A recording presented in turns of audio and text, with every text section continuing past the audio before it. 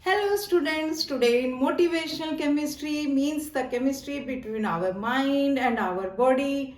Today's topic is home away from home. Shortly you will appear in examinations and then you will pursue forward to your dream destination. While some of you will have to go to distant institutions including abroad. You will be away from protective and watchful parents and guardians. You may find yourself in different surroundings, means different culture, different food, different lifestyle, different language, but you will adapt in a short time. Hostel life is a golden period of life. You will enjoy this time like anything. जब आप अकेले होते हैं, decision making power increases automatically. You become more sincere, more punctual, more disciplined. देखिए, punctual तो आपको होना ही पड़ेगा, डिसिप्लिन आपको होना ही पड़ेगा. अब आपको खाने के लिए मेस में जाना पड़ेगा और मेस के जो टाइमिंग्स हैं वो फिक्स टाइमिंग्स होते हैं, घर की तरह नहीं है जब आपने चाहा तभी मदर आपको खाना दे देंगी. अटेंडेंस इज कंपल्सरी, आपकी कोई भी क्लास मिस नहीं होनी चाहिए, तो punctuality is must. Now you are independent to think, आपके थॉट्स में ऑटोमेटिकली मैच्योरिटी आ जाएगी. आपका क्रॉस कल्चरल एक्सपोजर भी होगा. अगर आपका इंडिया में एडमिशन होता है तो डिफरेंट स्टेट्स के बच्चों से आप इंटरेक्ट कर सकते हैं. You can discuss about festivals, you can discuss about their food, you can discuss about their language. आप कुछ अपनी कल्चर के बारे में बताएंगे, कुछ उनकी कल्चर के बारे में सीखेंगे, तो this is a very good platform. Besides academics, you have plenty of time for extra curricular activities. अपने आप को प्रिंस समझिए. इतना बड़ा कैंपस, इतना बड़ा playground, swimming pool, everything is there. आपको फुटबॉल खेलना है, आपको बास्केटबॉल खेलना है, and just think library facility is there. जितना भी आपका पढ़ने के लिए मन चाहे, नोट्स बनाने के लिए मन चाहे, बुक्स ही बुक्स आपको मिलेंगी. तो टाइम है, कर लो दुनिया को अपनी मुट्ठी में. और इस टाइम जो आपके फ्रेंड्स बनेंगे, they will be with you for long life time. Before leaving the house, there are some things should be followed religiously, and these are: you should have balanced approach. You should follow these points. Number one, you should have balanced approach. Second, don't keep any article, be it small or big, even for a short duration of any stranger. These articles may have any contraband and you may fall in trap.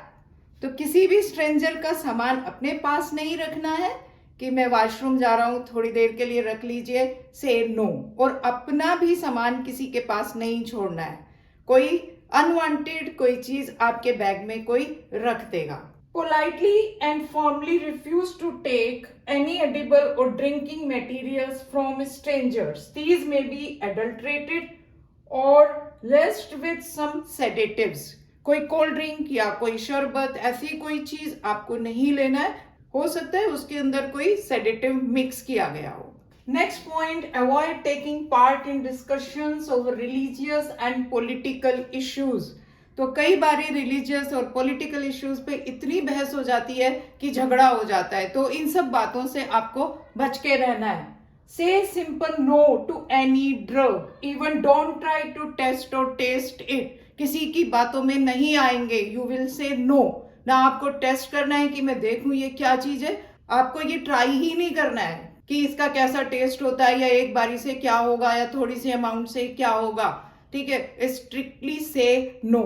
Similarly hard drinks हैं, smoking है, you should, point number 1 था, you should have balanced approach. अगर आप depression में है और अगर आपको अकेलापन महसूस हो रहा है, don't try, don't even don't think to try. देखिए, आप बिल्कुल डिफरेंट सराउंडिंग्स में हैं, आपके जैसे ही एज ग्रुप के और भी बच्चे हैं, तो अपनी जो राय औरों के बारे में बनानी है, वेट एंड वॉच. ठीक है, तो पहले देखिए कौन किस टाइप का है, किसके साथ फ्रेंडशिप करनी है, किसके साथ फ्रेंडशिप नहीं करनी है.